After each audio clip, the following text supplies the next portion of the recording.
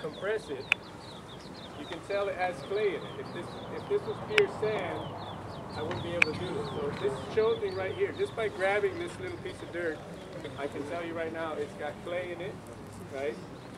Where did this come from, Bobbin? It's from within the campus only. It's on the campus? Yeah. Is it clean? It's not like from some toxic waste. Taste No, try it, and I can feel the sand. You've ever eaten like a popsicle and it falls on the beach or something? I can feel the sand, and I can taste the minerals. So just with your mouth, you can do a quick little test. Remember, dirt has the same flora as your stomach. So you don't have to eat yogurt. If you don't have yogurt, you want that flora, you know how you got a yogurt on the floor? Just eat a little bit of dirt. It's yummy. It's got the same It's actually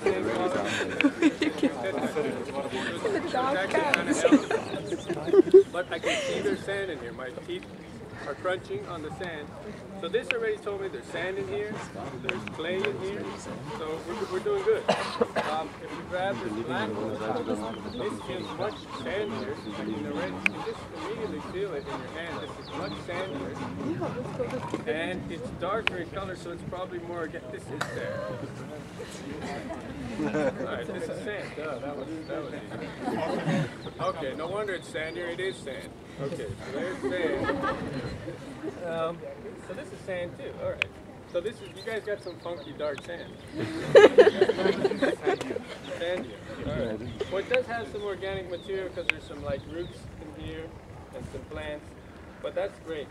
That's great because usually if we want to get down, sorry I'm doing my back to you guys, but this circle here. Address everyone. But the regular measurement is 70% sand, 30% clay. That's kind of the ballpark you want to get at. Or you can go 60-40. If I could ask one of our hosts if we could get, is it possible to get a glass cup and a teaspoon of salt in it? Is that like possible? Yeah,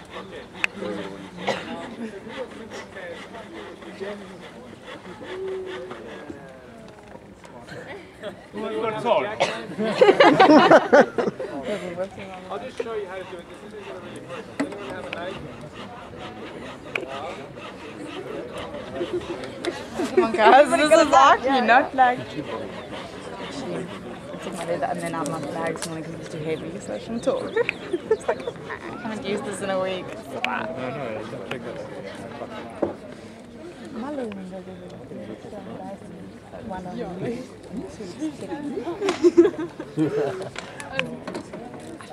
Okay.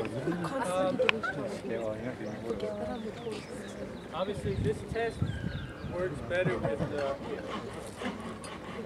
so you put some dirt in there. Now, Gerner mink, remember I told you about Gerner mink's like the Steven Spielberg of adobe. And he laughs at this test. He's like, ha ha ha. This test, the reason he laughs at this test is because it's 1,200% error margin. Error margin?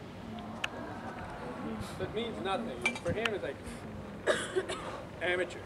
He'll see you do this test as an amateur. But it's actually kind of interesting for us beginners because it gives us, it needs salt to work. Without salt, because salt makes the water heavier, and you're able to see the results. So what happens is I mixed it in there, I made dirty water, the sand will fall first, and then the clay will stay on the top of clay. So it will give us a decent reading of the sand-clay proportion. So when this, in like half an hour, if there was salt in half an hour, 15 minutes, this would already, now it's going to take probably all day. So, but you can already see the sand at the bottom. You see the different colors already? See how the sand went to the bottom? So it's like all the little crunchy, the sand is here, the sand is heavier than clay, and the clay will be here. So this will give me more or less my margin. I mean, it will tell me that 30, 70, 60, 40. And that's another word that Gernot uses a lot is tolerance. And when the German says tolerance, he means tolerance. Right? Because he did a dome. He made a dome in Brazil that's 7 meters. What's 7 meters? Like from here to that girl over there, that's about 7 meters. He made a dome, 7-meter dome in diameter, and it was 4 millimeters off. 4 millimeters, that's about that. And he was mad. He was like, God damn it, it's 4 millimeters off. In Brazil, it could have been like 40 centimeters off and be like, all right.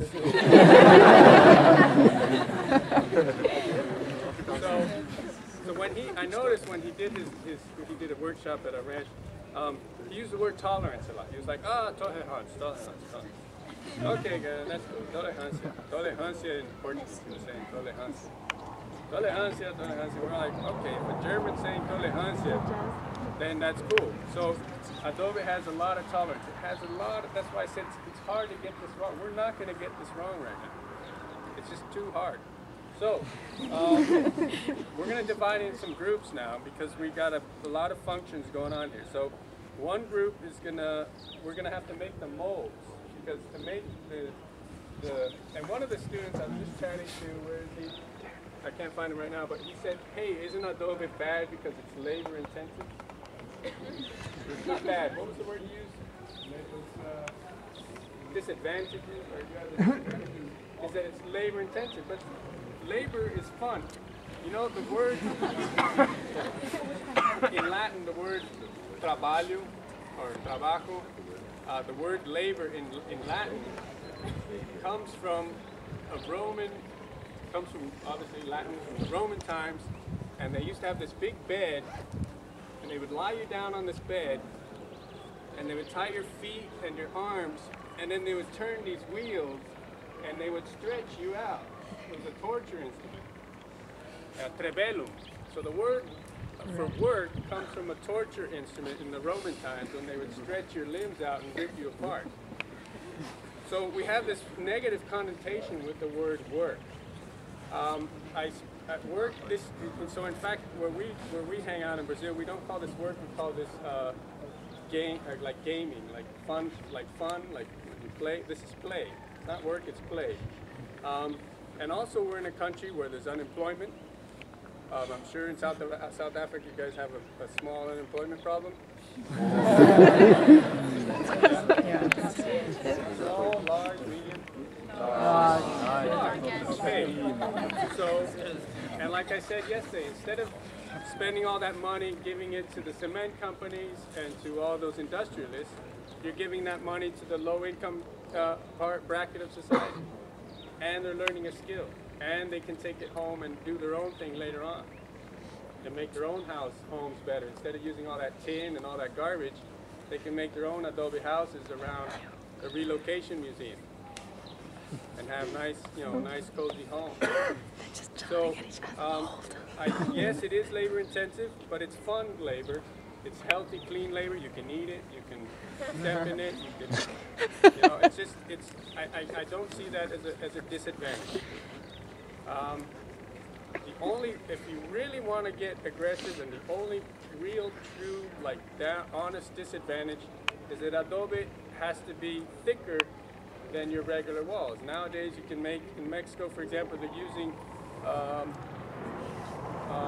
styrofoam. They're making at high-end homes, they make these concrete slabs, and then they subdivide everything, or they make steel structures, and then they put styrofoam, and then they cement over it. You guys do that here?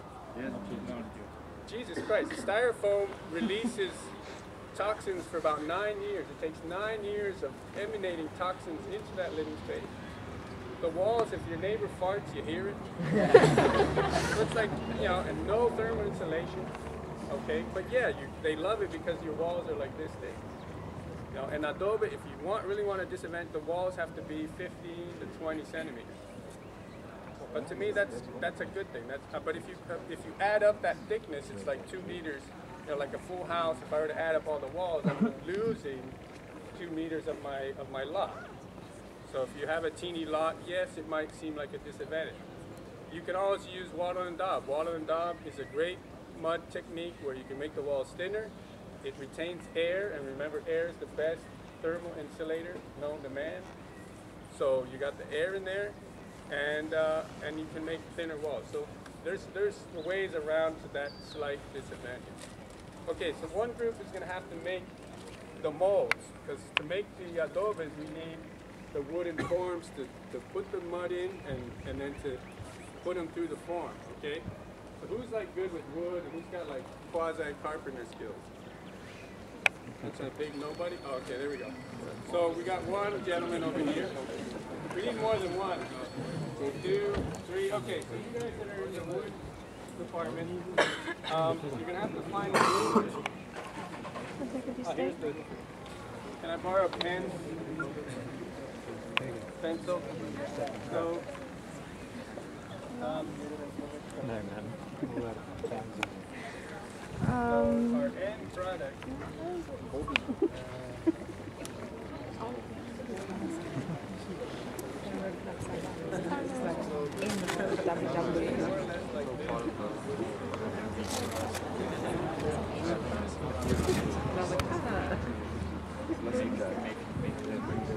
Yeah. Does that make sense? Okay, so this measurement inside it's got to be whatever it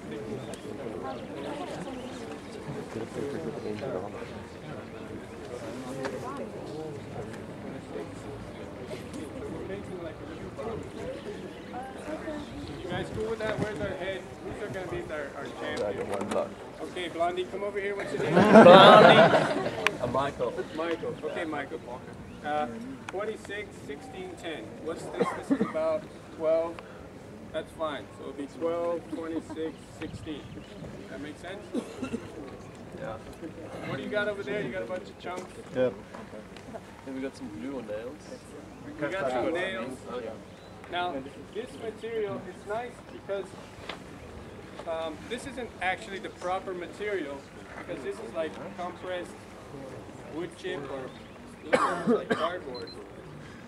This, what happens is because these forms, we got to put them in and out of water, in and out of water. So these are going to last maybe today, and then by tomorrow, all this will completely open up, especially if this is made in China. So don't do this at home. And make adobe form use proper wood. Preferably pine. Even pine is kind of, if you really want, like, imagine you're going to make a home, I'm making my house right now, I'm making 9,000 adobe. I make 300 a day. And another thing about the labor intensive is when you build an adobe house, you have a whole different chronology. It's not the same chronology as your normal building. So you make the foundation, and adobe you can only go up about four bricks a day, or 4 layers a day. So instead of building a full wall and then another full wall, you make the whole house at the same time. You go the whole perimeter of the house, 4 layers, and then 8 layers the next day, and then 12 days. So it grows, the whole house grows together, and it becomes monolithic because all the bricks are tied together. So for one wall to fall, it's got to take the whole house down. So it's indestructible. It's one big chunk of dirt at the end of it. At the end of the job, you're left with one big monolithic unit, which is also fantastic. Okay, so Michael's going to do Michael, and whoever wants to help Michael, he needs at least 10, a crew of 10. We're going to make like 10 of these little boxes. Yeah, please, Michael. So We have names. they got so they can go over there. They got the nails and the saws and everything over here. And then we'll get the earth. Just go and take it down. Peter, just a question. What do you use as mortar? As what? Mortar. The same exact material. Just in its wet form. In its wet form. Yeah. Yeah, that was a good question. What do we use as mortar? The same exact. Yeah, same thing. And the longer you let it fermenting, see, here's the cow and the horse manure. And the longer it sits, the two together, the stronger. How are we going to, well, there's the mud. So there's a car over there. Gee, it's kind of tight. We don't need the wheelbarrows because the dirt's already on the floor there. So All right, everyone? Let's get barefoot. Whoever's gonna step in the mud, and let's move the. We don't need these guys anymore. Just the shovels. Katarina. Huh? Katarina. Okay. Let's get the wheelbarrows out. We'll keep the shovels, and we'll take the manure over there. And we're gonna, since there's a zillion of us, we'll work with that big pile of earth over there. Yeah. Move that. I'll give you the